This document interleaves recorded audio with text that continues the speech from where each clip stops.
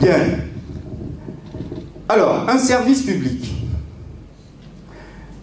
Le service public du numérique pédagogique devra, bien entendu, proposer des services numériques et proposer aux enseignants des ressources pédagogiques. Pour inscrire le numérique au cœur des enseignements, l'éducation aux médias devra être revisitée. On devra demander de former progressivement, depuis l'école jusqu'au lycée, à l'utilisation des outils et ressources numériques. Je prends un exemple. On a cru qu'en instituant un brevet informatique Internet, donc en essayant de certifier des compétences, que ça suffirait. Oui, c'est bien joli, mais sauf que l'on certifiait des compétences issues bien souvent d'un auto-apprentissage. Or là, jamais il a été dit qu'il fallait former aussi au numérique. Sauf dans certaines sections, le numérique était objet d'enseignement.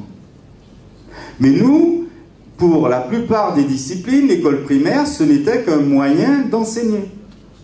Oui, mais utiliser le numérique en tant que moyen d'enseigner, est-ce que ça permet à l'élève de construire des compétences, à être formé? Voilà, donc là, ça c'est dans le cadre des programmes, le Conseil supérieur des programmes sera en charge de permettre une formation progressive au numérique. Enfin, le numérique sera inscrit dans la formation initiale et bien entendu la formation continue des enseignants. Et l'institution qui aura en charge cette formation sont les écoles supérieures du professorat et de l'éducation, dites SP. Alors, quels sont les services qui seront offerts à l'horizon 2007?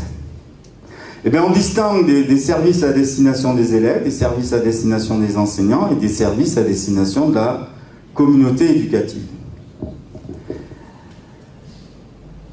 Alors, une catégorie qui permettra aux élèves d'apprendre plus efficacement avec des ressources numériques pédagogiques facilement accessibles. On va décrire celles qui vont arriver en 2013.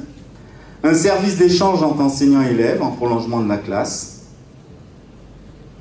Un accompagnement personnalisé pour les élèves en difficulté. Meilleure accessibilité, mobilisation du numérique pour contribuer à la lutte contre le décrochage. Voilà un peu la série de services qui sera proposée aux élèves. Aux enseignants, un campus numérique. Les premières briques vont apparaître dès la rentrée 2013. Et le CNDP aura en charge de mettre à disposition un réseau professionnel des enseignants, espace d'échange de co-construction, donc une espèce de réseau social, mais réservé strictement aux enseignants. Des portails de référence, des offres de contenu et services numériques pour mieux faciliter le choix des ressources numériques. Enfin, pour la communauté éducative, des services qui permettront d'aider les parents à accompagner leurs enfants, la simplification des démarches administratives. Il y a un service qui va arriver là pour l'inscription des lycéens bientôt, en juin 2013. Et bien entendu, la garantie de l'accessibilité de l'école. Des conditions sont à réaliser. On a déjà évoqué la relation partenariale avec les collectivités, mettre des gouvernances adaptées, la coopération avec les acteurs privés du numérique. Là, il y a des dossiers qui sont en train d'être constitués, je dirais, au niveau national, et puis avec les associations d'éditeurs ou autres, et y compris les opérateurs. Et bien entendu, extrêmement important, un levier important, c'est l'encadrement. L'encadrement devra se situer au cœur du développement des usages numériques. Alors, pour 2013,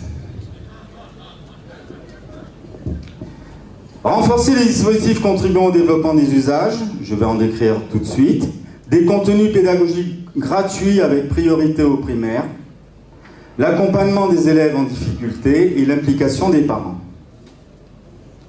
Alors, je vous le disais, septembre 2013, les premières briques du campus numérique et un cadre renouvelé pour le développement des ENT. Alors, pour les élèves du primaire, des services en ligne pour l'apprentissage de l'anglais en primaire, des ressources numériques, des films d'animation pédagogique sur les points clés du programme du primaire. Alors, un accès aux ressources numériques des grands établissements publics éducatifs, culturels, scientifiques, et une télévision connectée pour créer et diffuser des contenus produits par les lycéens dans le cadre de l'éducation aux médias et à la culture numérique. Ça, c'est 2013. Un service d'accompagnement personnalisé, la circulaire est sortie il y a 1 ou 2 semaines.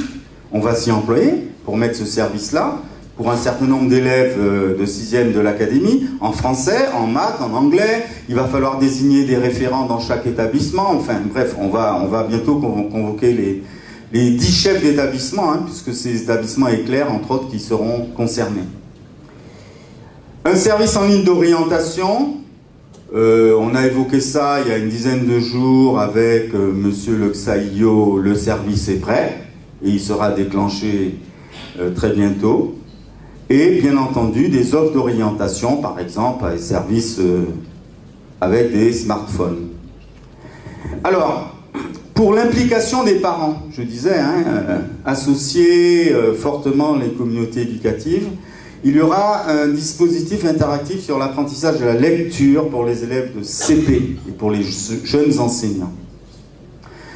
Pour l'inscription au lycée, dématérialisation de toute la procédure.